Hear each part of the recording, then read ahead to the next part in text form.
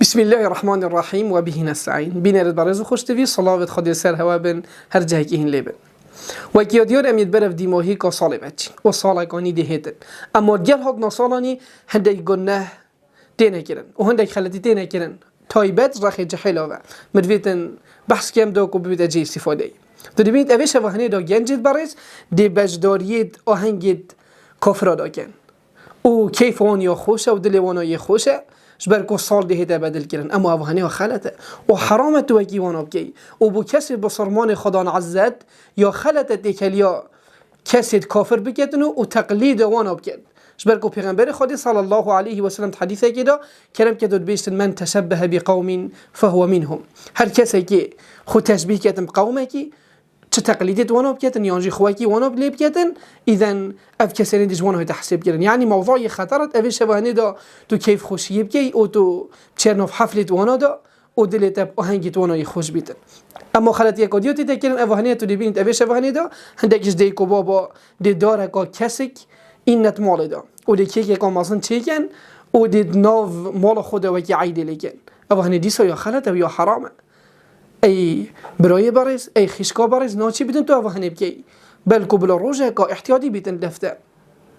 و بیتن تو نزانی هندک رمزیات دوی داره ده هی که بیتن بوده یا غریب بیتن بله پا مبست اوان تشتنه چید کن اگر تو سعی که سری وی داره هنه یا کس سی گوشه یعنی نعوذ بالله دفوانا سی خودیه تی دفوانا الله خودیه و مریم خودیه و عیسی خودیه بله پول دفمه الله یه بشریکه شبه هندی ناچی بیتن تو بوان شرکیات یا رازی بی و ناچی بیتن تو مشاعرت وانا مازن کی و ناچی بیتن تو قدر وان روژه تنه بگدی اوید کو کافر تداد کیف خوش و هر وصا خاله کادی اوهانه کد اویش اوهانه دا گلی گنه تینه کرن یعنی همشین بیجین اوهانه شوا گنه هایه هندی کو گنه تینه کرن وجا نعوذ بالله چه فاحشه بیتن اوتلا و بیته کرن یانجی وخورنا مشروبی بیتن یانجی کسی که ولاتی در کوی تو برف وان ولات جیران و چو بیتن بو هندی دا کد ویش و هندی دا زوقی بتو خراب بیته کرد طبعا افهمی گنه تنه تی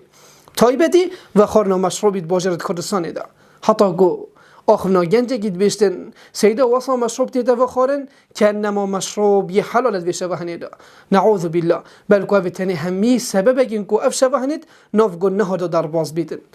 ای گنجه بارز تو خدا عزتی خود تعالی اسلامی ها کلی رسخیده و تو کسی که تو بصرمانی بلکو شنازیب بصرمانت یا خوبه